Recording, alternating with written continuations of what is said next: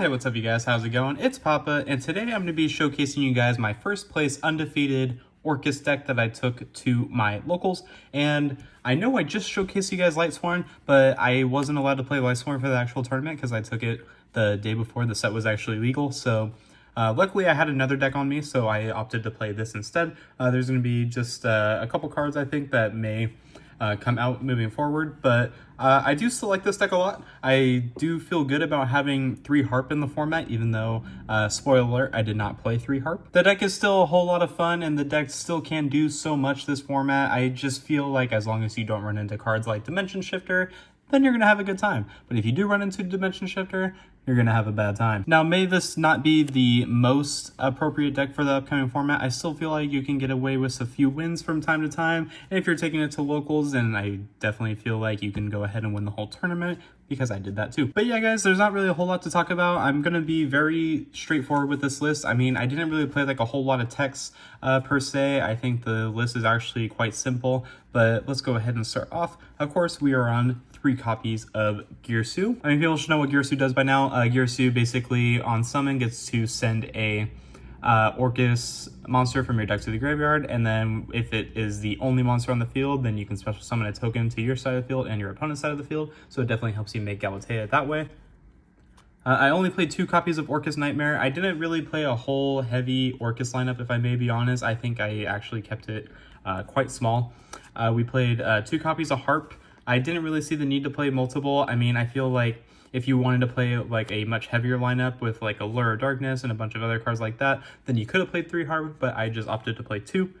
1 Symbol Skeleton, 1 Bombard, and then 1 World One, of course. I mean, these cards are all just very standard. You could play a second Skeleton if you want to, but I wanted to keep the deck as close to 40 as possible. But I honestly didn't miss the second one because you can just keep reoccurring it with Galatea anyway, so it didn't really come up to have a second one.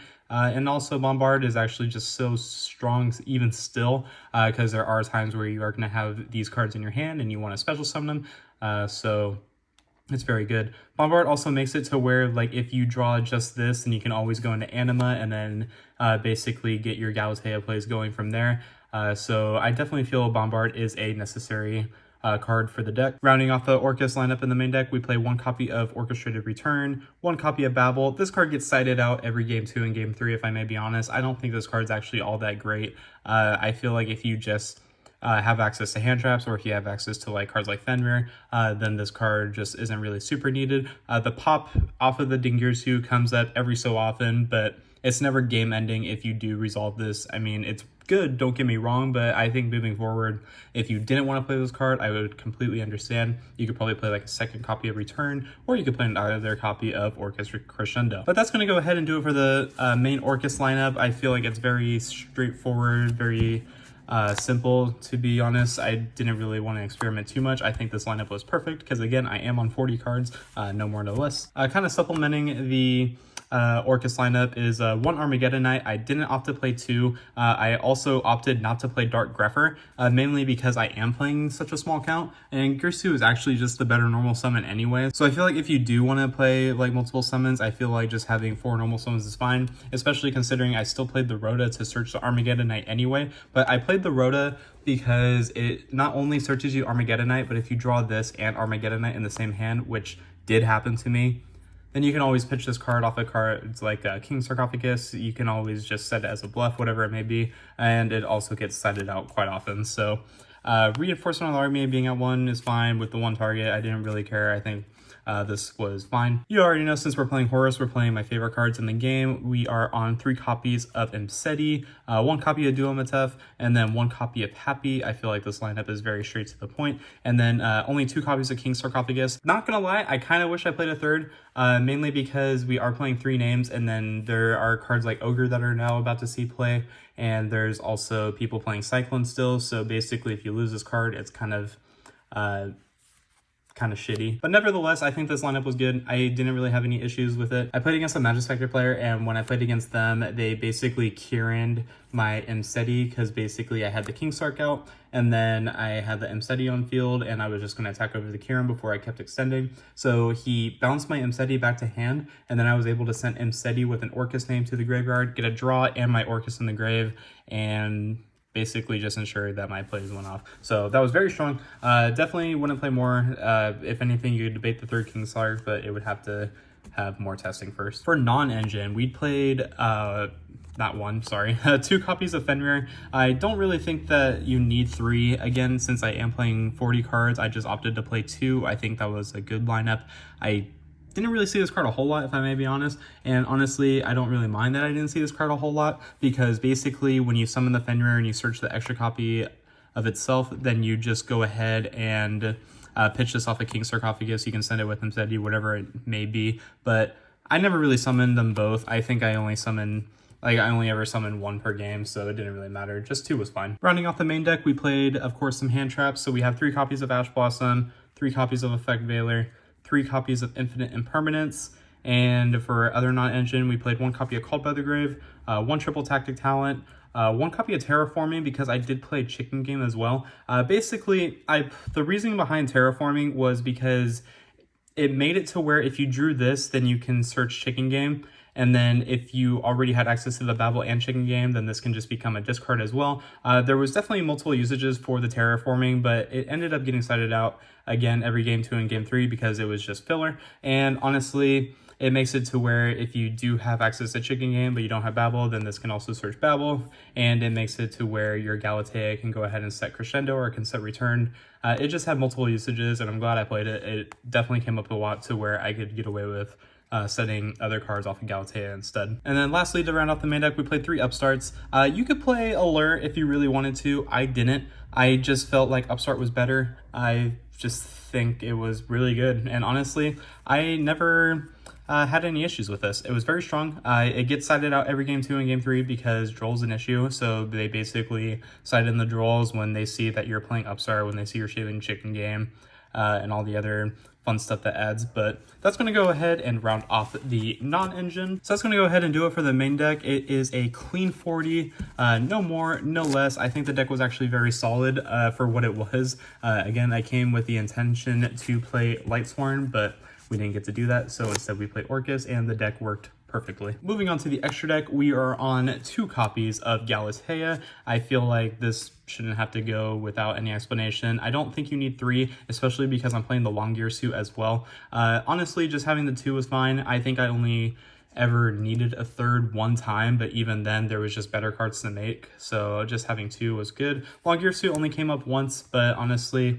I wouldn't play the deck without it. I think it's so strong to play. For non-Orcus links, we played 1 Relinquish Anima just for the Brass Bombard, and it did come up. I was only able to suck up a card once, but you know, gobble gobble. I played a Lib. This isn't supposed to be in here. This should literally be anything else. This should just be another dark. This should just be like another rank 8 if you wanted to, but this card never got made. I don't know why I played it, honestly. This card shouldn't be in here.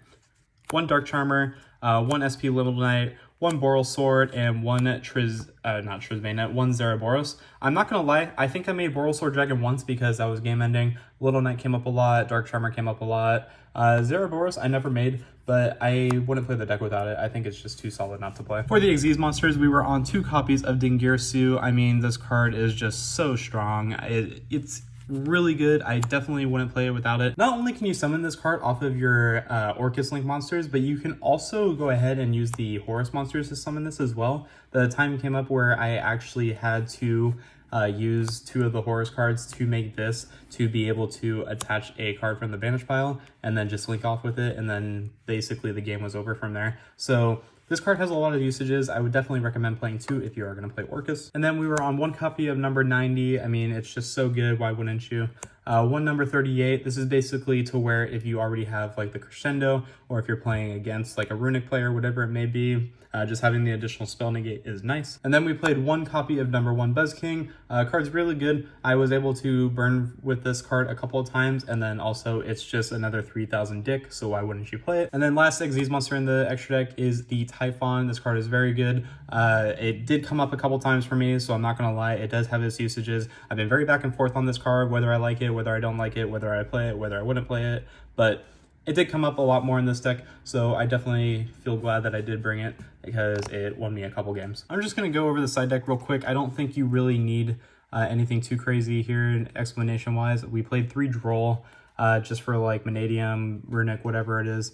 3 copies of Nibiru. These were like the main cards that got cited in most of the tournament. I'm not gonna lie, I didn't really see the need to play anything else. 3 copies of Dimensional Barrier. This was for like Branded, because Branded is a really strong deck against this, so I wanted to make sure I had some kind of out there. And it also comes up against Voiceless Voice as well. 3 copies of Evenly Matched. This card just kills games. I mean, why wouldn't you play this? Evenly Matched is just super strong. Every time I resolved this card during the tournament, the game was over, and I feel like it's a mainstay for the upcoming format. And then I didn't play Cyclone. I don't know why. I feel like I probably should have, but instead I played 2 Lightning Storm with the 1 Feather Duster. I was under the impression that Runic was going to be very popular. I was thinking Labyrinth was going to start seeing more plays, since it did just get in the finals at the last YCS, so I feel like there was going to be a lot more back row heavy decks, as well as like these are good cards against Voiceless as well. They just do so much for you, so I figured why not play them, and honestly they were still pretty good. But yeah guys, that's gonna go ahead and do it for the deck profile. I really hope you enjoyed this video. I mean, I still like this deck a lot, even though it wasn't what I was mainly trying to play for the tournament, so I mean, you can't really say anything else much from there. But the deck was strong. I definitely feel like it can win games still. I mean, every now and then it might pop up at your locals, because of course Harp just came back to 3, so people are going to keep experimenting with it while they can. But I don't know how well it's going to do against like the meta, against like Tenpai Dragon, against Snake Eyes moving forward, but I think we just got a little lucky tonight, so I'm not gonna lie.